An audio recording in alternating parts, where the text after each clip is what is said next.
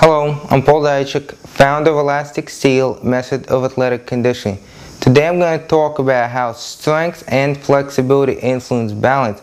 Strength, flexibility, balance, as well as positioning is some of the main components that we focus on level 2 of ElasticSteel Kick Mastery system. And when I was testing the system, I would explain that strength and flexibility influence the balance severely, and very often people have blank stares. So this question is going to come up for a lot of you when you're going to take level 2. So how does strength and flexibility influence balance?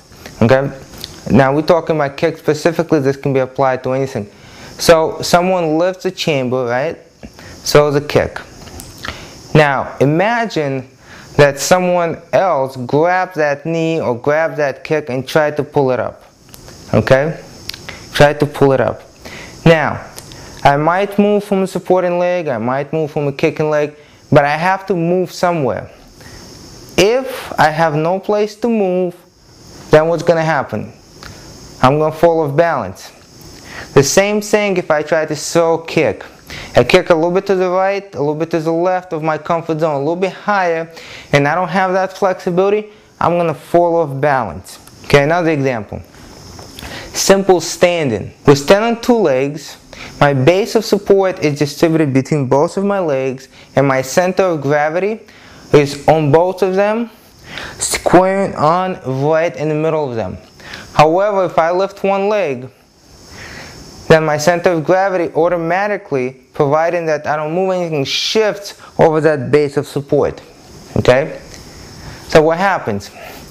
Here, both of my feet are completely vertical.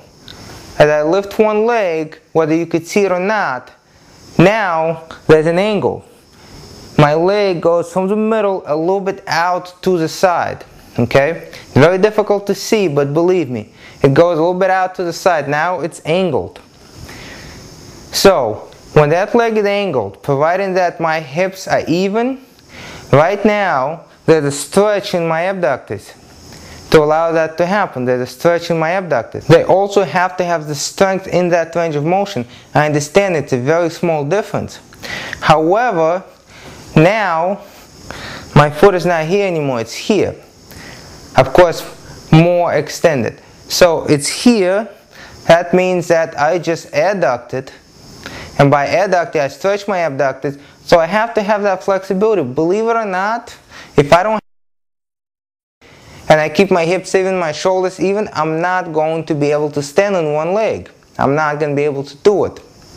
I can do all kind of little compensations, okay, and stand on one leg. But if I want to do it properly, hips even, shoulders even, okay, all the way from my head, so at the center of my body, it's over my supporting leg. Okay, and because my hip is not in the middle of my body, it's on the outside, there's an angle. That means that there's stretch in my abductors, and my abductors also have to have the strength in that range. Okay, if they never have the strength in that range, I'm not going to be able to stand on it, even if they have the flexibility. Now, obviously, the more I bring my arm and my leg out to the side, the more my weight is going to shift. The more flexibility, the more strength. Okay? Maybe I could lack flexibility there, maybe I can lack strength there. You never know. If I lack either one of them, I'm not going to be able to stand on one leg. Okay? I'm not going to have the balance to do that skill, which in this case is simply standing on one leg. That's all it is. Now imagine if you throw high kicks.